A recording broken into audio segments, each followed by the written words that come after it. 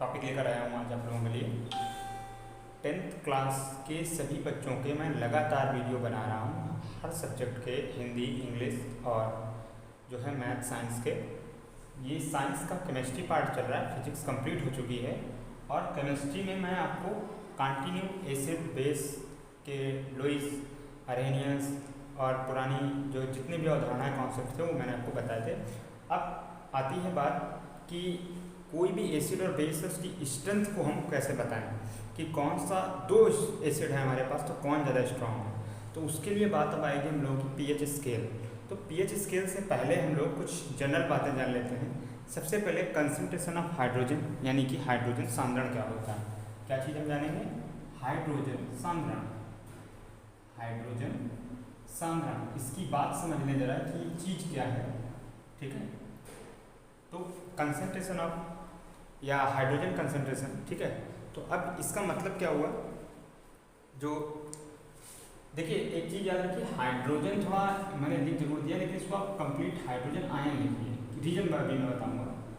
Hydrogen ion सांद्रण, ठीक है। तो क्या चीज़ है ये? Hydrogen ion concentration. क्या तात्पर्य है इसका, क्या मतलब हुआ? तो क्या है, जैसे आपका H प्लस है, ठीक है, ये केवल हाइड्रोजन है और इसका एक आउटर सेल का इलेक्ट्रॉन निकाल दिया तो क्या फॉर्म हो गया? प्रोटॉन या हाइड्रोजन आयन। तो अब ये हाइड्रोजन आयन आपको किसी सोल्यूशन में, भाई हर सोल्यूशन जो हम लोग बनाते हैं उसमें वाटर होता है और ये वाटर क्या होता है? आयनाइज होता है। H प्लस देगा और OH माइनस देगा, या आपके पास कोई एसिड होगा तो वो भी आयनाइज होकर आपको H प्लस देगा और Cl माइनस देगा। ये बात हम लोग पढ़ चुके हैं और जानते हैं। तो अगर किसी भी बर्तन में H प्लस, क्योंकि हम लोग ये जानते हैं कि जो मटेरियल, जो भी पदार्थ H प्लस आयन देते हैं वो क्या कहलाते हैं? अम्ल कहलाते हैं। तो ये जो H प्लस की मात्रा होगी प्रति लीटर कितने मोल घुले हुए हैं, उसी को हम लोग सांद्रण। सांद्रण का मतलब एक आप ऐसे बोल सकते हैं जैसे आपने शक्कर का शरबत बनाया तो अब शक्कर कितनी डाली तो वो शरबत कितना गाढ़ा है, जितना गाढ़ा उतना मीठा। तो वो कंसंट्रेशन यानी सांद्रण का मतलब यही है कि आपकी मात्रा प्रति लीटर कितनी घुली हुई है। तो यहाँ हम लोग ग्राम या किलोग्राम में नहीं बोलेंगे, यहाँ हम लोग मोल में बोलेंगे, ठीक है। ग्राम में भी हो सकती है, उसको भी सांद्रण ही कहा जाता है। सांद्रण आप अगली क्लास में पढ़ेंगे, 4-5 प्रकार की होती हैं। तो आपको इतना डीप भी 10th के अकॉर्डिंग इतना नहीं आपको पढ़ना है, याद रखिएगा। ये सब आपको समझने के लिए मैं इतना बता रहा हूँ, ठीक है। अब मैं क्या याद करना है वो भी मैं आपको बता दूंगा। तो सबसे पहले ये आप समझ गए कि हाइड्रोजन आयन क्या है, H प्लस को हाइड्रोजन आयन बोलेंगे। अब इसको जो पर लीटर इसका, तो इसका जो यूनिट होगा वो क्या होगा? मोल पर लीटर। जैसे बोल दिया जाए कि मान लीजिए 1 लाख में अगर इसके केवल 1 मॉलिक्यूल टूटा होगा और H प्लस में मिला होगा, तो अगर या इस तरीके से बोलिए कि मान लीजिए 10⁻⁻7 मोल पर लीटर, इस तरीके से हमें कंसंट्रेशन लिखना। तो इसका मीन क्या होगा कि 1 लीटर सोल्यूशन में 10⁻⁻7 मोल डिजॉल्व है। और मोल में अब आपको कंफ्यूजन है कि मोल क्या चीज़ है, तो मोल में आपको बता चुका हूँ, पीछे कॉन्सेप्ट में नहीं बताया है तो फिर से जान लीजिए। 1 मोल में जो है किसी भी चीज़ के पार्टिकल कितने होते हैं?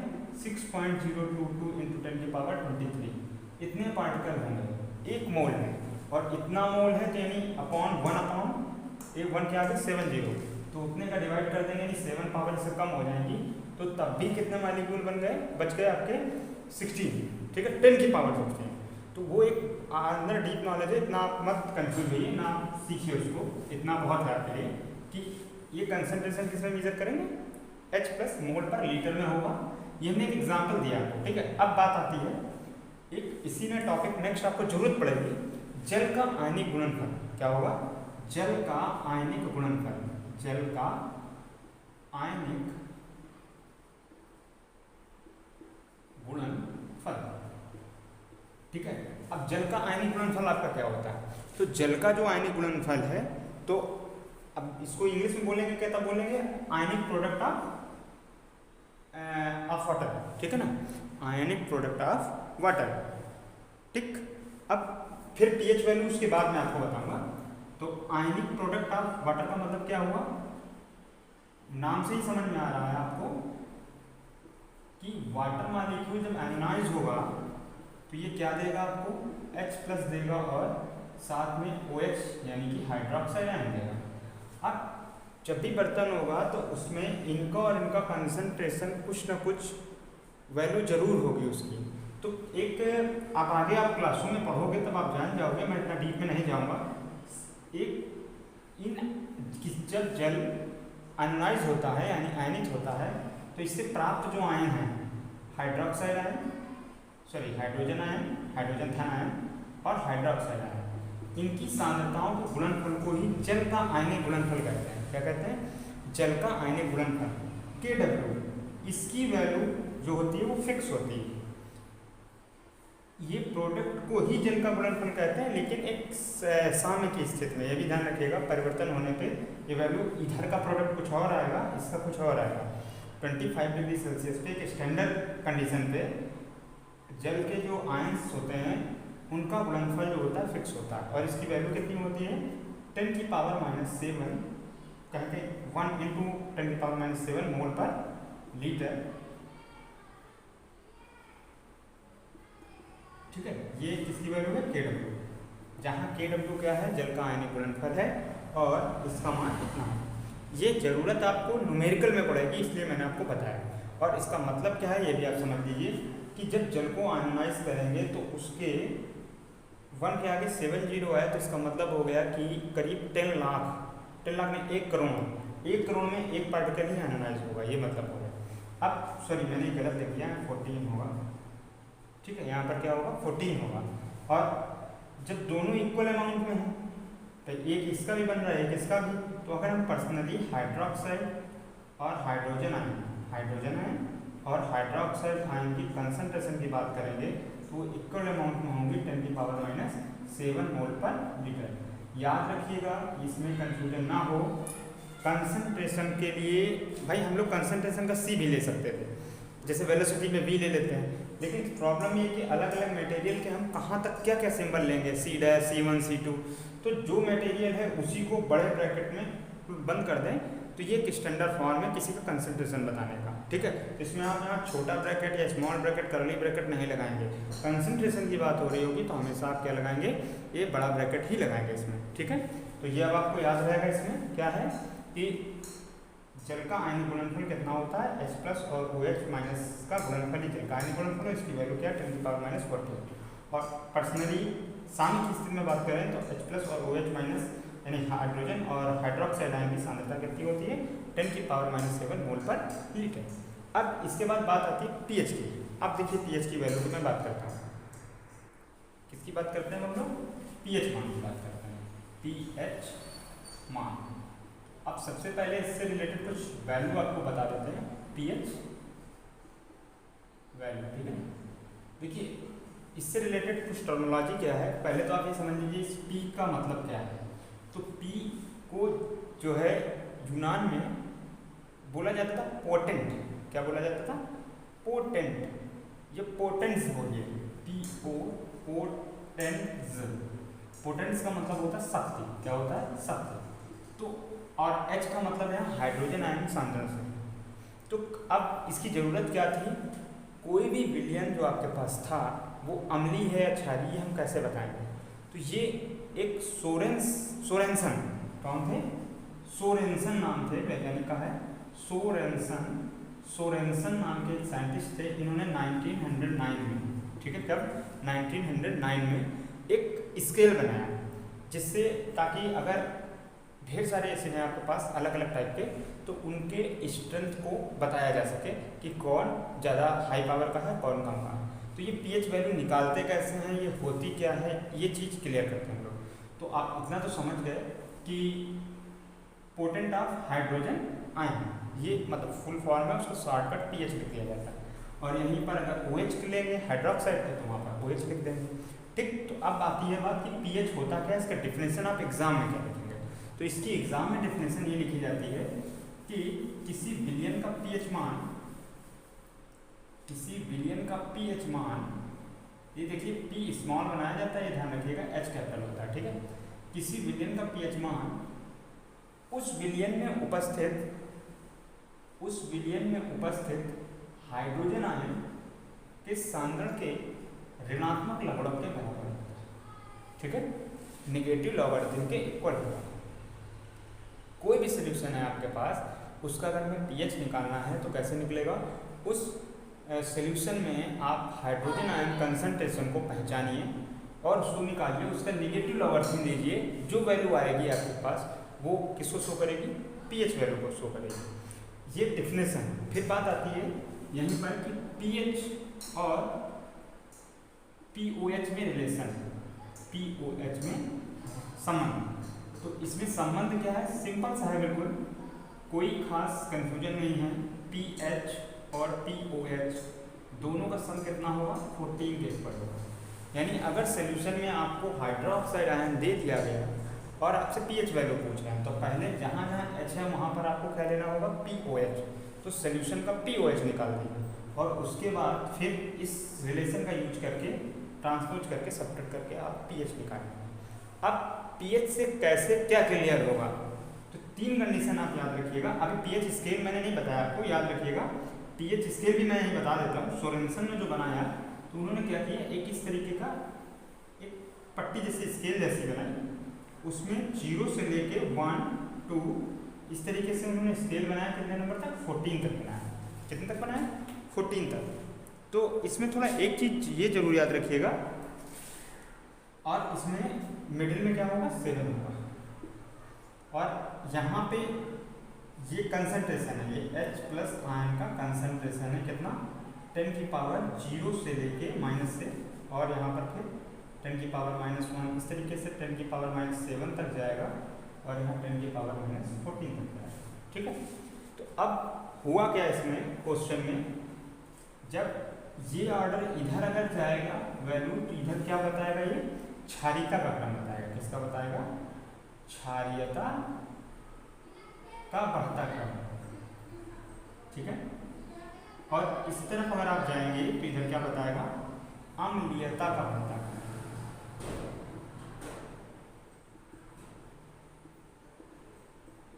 ये सब एग्जाम में आपको जब आपसे पूछा जाए पीएच मान क्या है, तब आपको ये सब लिखना है। पीएच की डिफिनेशन आपको लिखनी है। क्या लिखेंगे कि किसी विलयन का पीएच मान उसमें उपस्थित हाइड्रोजन आयन सांद्रण के ऋणात्मक लघुगणक के बराबर होता है। फार्मूला लिखिए और पीएच तथा पीओएच का संबंध लिख दीजिए।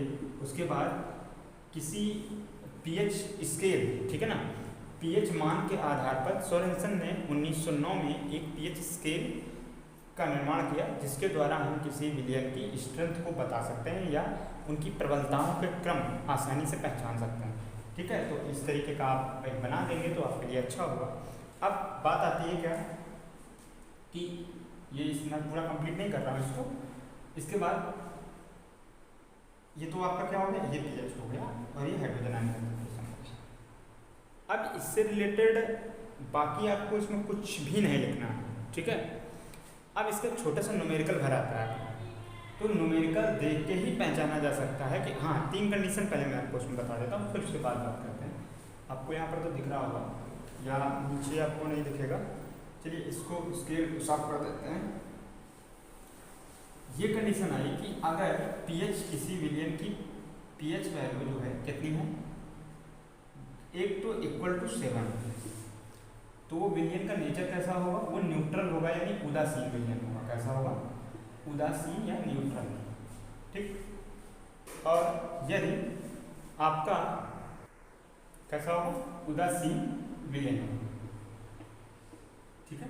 उसके बाद अगर पीएच का मान, देखिए मैं पी बड़ा बना देता हूँ, पी छोटा रहेगा, <<7 हो, तो विलयन कैसा रहेगा, विलयन आपका अम्लीय है, यानी कि एसिडिक नेचर का होगा। नेचर कैसा होगा उसका, प्रकृति कैसी होगी, अम्लीय होगी। और अगर pH <7 होगा तो विलयन क्षारीय होगा। कैसा होगा, क्षारीय, ठीक है। नेचर में कैसा होगा, ये 3 बातें ऑप्शनल में एक क्वेश्चन इसका आता जरूर है, इसलिए ये इंपॉर्टेंट है। फिर इसके बाद पीएच स्केल से रिलेटेड न्यूमेरिकल की मैं बात करता हूँ, तो मैं आपको इसी वीडियो में न्यूमेरिकल भी 1-2 करा देता हूँ, ताकि आपको प्रॉब्लम ना हो और आप आसानी से कर सकें। अब देखिए कुछ सिंपल न्यूमेरिकल है, जैसे एक न्यूमेरिकल है आपका, मैं ऐसे एग्जाम्पल रैंडमली दे रहा हूँ, आपके बुक में कॉपी में कहीं ना कहीं आपको मिल जाएगा। जैसे बोल दिया गया कि एक सोल्यूशन है आपके पास विलियन, उसका पीएच मान 4 है, तो हाइड्रोजन आयन का कंसंट्रेशन बताइए। तो मैं आपको फार्मूला मालूम है क्या? देखिए मैं फार्मूला बना कहाँ से वो बता रहा हूँ, तरीका क्या है। पीएच इक्वल टू माइनस का लॉग आप हाइड्रोजन आयन कंसंट्रेशन जानते हैं, ये निगेटिव साइन इधर आएगा तो माइनस का पीएच और लॉग हाइड्रोजन आयन कंसंट्रेशन, और यहाँ बेस में कुछ ना कुछ होता है, जब यहाँ 10 चलता है इसमें, याद रखिएगा। तो ये जब लॉग हटाया जाता है तो ये इधर इक्वल वाली चीज़ 10 के पावर में लिखी जाएगी, ठीक, और इक्वल हाइड्रोजन आयन कंसंट्रेशन। तो हाइड्रोजन आयन कंसंट्रेशन का ये फार्मूला बन गया। तो आपको सीधे यही याद रखना और यही अप्लाई करना है। जब भी पीएच दिया जाए, हाइड्रोजन आयन कंसंट्रेशन पूछा जाए, तो आपको सिर्फ सीधे फार्मूला क्या अप्लाई करना है, hydrogen ion concentration equal to 10 की पावर माइनस का पीएच, ठीक। तो क्या हो जाएगा, 10 की पावर माइनस 4 मोल पर लीटर, आपका आंसर, ठीक।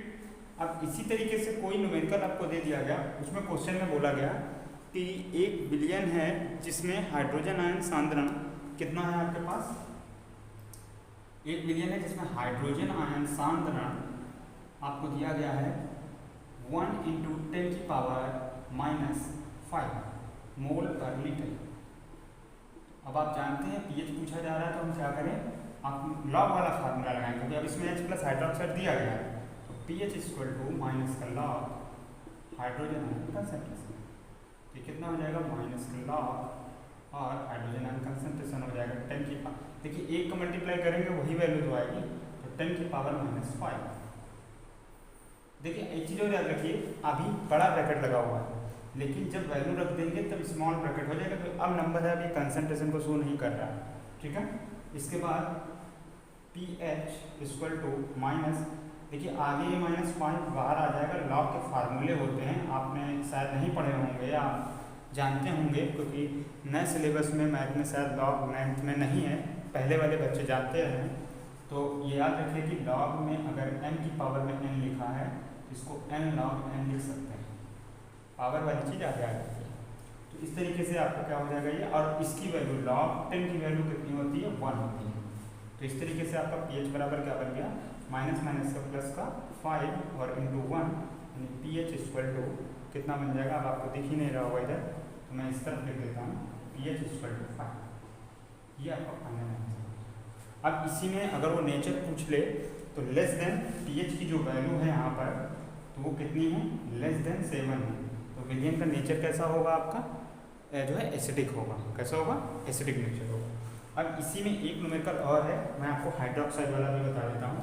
तो हाइड्रोक्साइड वाले में क्या है आपके पास, एक इतने तक क्वेश्चन आते नहीं हैं, आप सिर्फ ऑप्शनल में 10th क्लास में तैयार करें कि तीनों कंडीशन एसिडिक कब होगा, मतलब अम्लीय, क्षारीय और उदासीन किस स्थिति में होता है, ठीक है। बस उतना बहुत, और फार्मूला और परिभाषा, बस इतना ही इंपॉर्टेंट है आपके लिए। इसके बाद जैसे एक क्वेश्चन दिया है कि हाइड्रोक्साइड आयन का कंसंट्रेशन कितना है आपके पास हाइड्रोक्साइड का कंसंट्रेशन है 1 × 10 की पावर माइनस 4 मोल पर लीटर। तो अब इसे कैसे करेंगे हम लोग, दो तरीके हैं इसमें, तो दोनों मैं आपको बता रहा हूँ। एक मेथड है कि आप जल के आयनिक गुणनफल का यूज कर लें, ठीक है, कितना होता है 10 की पावर माइनस 14, तो ये वैल्यू यहाँ आ जाएगी, तो कितना हो जाएगा, H प्लस हाइड्रोजन आयन का कंसंट्रेशन इंटू 10 की पावर माइनस 4, इसका टू 10 की पावर माइनस 14। तो हाइड्रोजन आयन कंसंट्रेशन कितना हो जाएगा आपके पास, 10 की पावर माइनस 14 अपॉन 10 की पावर माइनस 4, पावर 4 ऊपर चली जाएगी, तो ये क्या लाइन बन जाएगी, माइनस का 14 प्लस का 4, तो ये आपके पास आ जाएगा 10 की पावर माइनस का 10 मोल पर लीटर, ठीक। ये आ गई क्या आपके पास हाइड्रोजन आयन कंसंट्रेशन। अब आप पीएच इक्वल टू जानते हो क्या होता है, माइनस का लॉग 10 की power minus hydrogen ion concentration, तो वैल्यू रख देंगे, तो माइनस का लॉग 10 की पावर माइनस 10, ये माइनस 10 इधर आगे आ जाएगा, तो ये क्या बन जाएगा, माइनस 10 और लॉग 10, तो ये आपका माइनस माइनस प्लस लॉग 10 हो गया 1, तो फाइनल पीएच की वैल्यू आपके पास क्या आ गई, प्लस का 10, ठीक। एक तरीका ये। दूसरा मेथड क्या है कि आप डायरेक्ट POH निकाल देते हैं, POH इक्वल टू माइनस का लॉग OH माइनस आयन यानी हाइड्रोक्साइड आयन का कंसंट्रेशन, सांद्रता, ठीक है ना, सांद्रता नहीं। और जब यहाँ वैल्यू रखेंगे तो log 10 की पावर -4 स्मॉल ब्रैकेट, ठीक, तो ये -4 आगे आ जाएगा, -4 और log 10, तो ये आपका POH कितना हो जाएगा यहाँ पर 4, ठीक है।